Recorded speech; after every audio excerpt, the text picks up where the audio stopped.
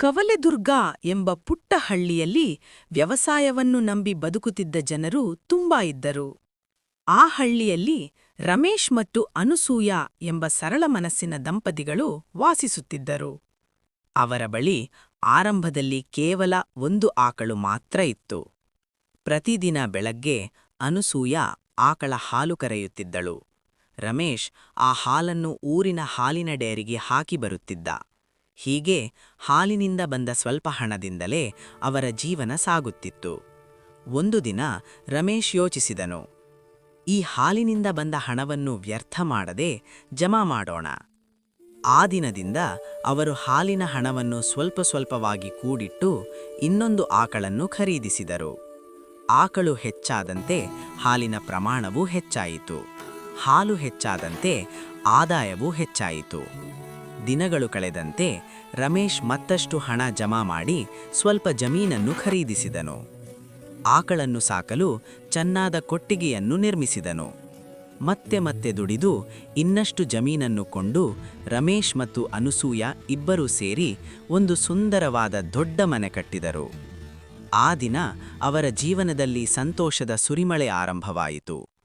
ಕಷ್ಟಪಟ್ಟು ದುಡಿದ ಪ್ರತಿಫಲವಾಗಿ ಹಣ, ಮನೆ, ಜಮೀನು, ಗೌರವ ಎಲ್ಲವೂ ಅವರ ಬಳಿಗೆ ಬಂದವು.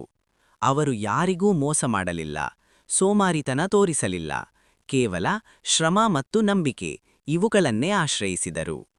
ನಂತರ ರಮೇಶ್ ಇನ್ನಷ್ಟು ಆಕಳನ್ನು ಖರೀದಿಸಿ ವ್ಯವಸಾಯವನ್ನು ವಿಸ್ತರಿಸಿದನು.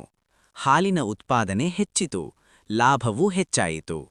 ನಿಧಾನವಾಗಿ ಅವನು ಇಡೀ ಊರಿನಲ್ಲೇ ಸಿರಿವಂತನಾದನು. ಊರಿನ ಜನರೆಲ್ಲರೂ ಅವನನ್ನು ಗೌರವದಿಂದ ನೋಡುತ್ತಿದ್ದರು.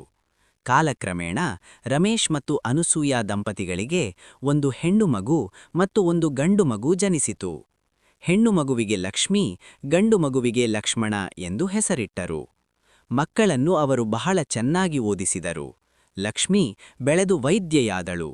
ಲಕ್ಷ್ಮಣ ಹಾಲಿನಿಂದ ತಯಾರಿಸಬಹುದಾದ ಹಾಲಿನ ಉತ್ಪನ್ನಗಳ ವ್ಯವಹಾರವನ್ನು ಆರಂಭಿಸಿದನು.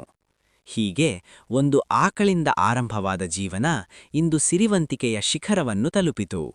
ಅವರ ಕುಟುಂಬ ಇನ್ನಷ್ಟು ಶ್ರೀಮಂತರಾಯಿತು. ಹಣದಲ್ಲಿ ಮಾತ್ರವಲ್ಲ, ಸಂತೋಷದಲ್ಲೂ.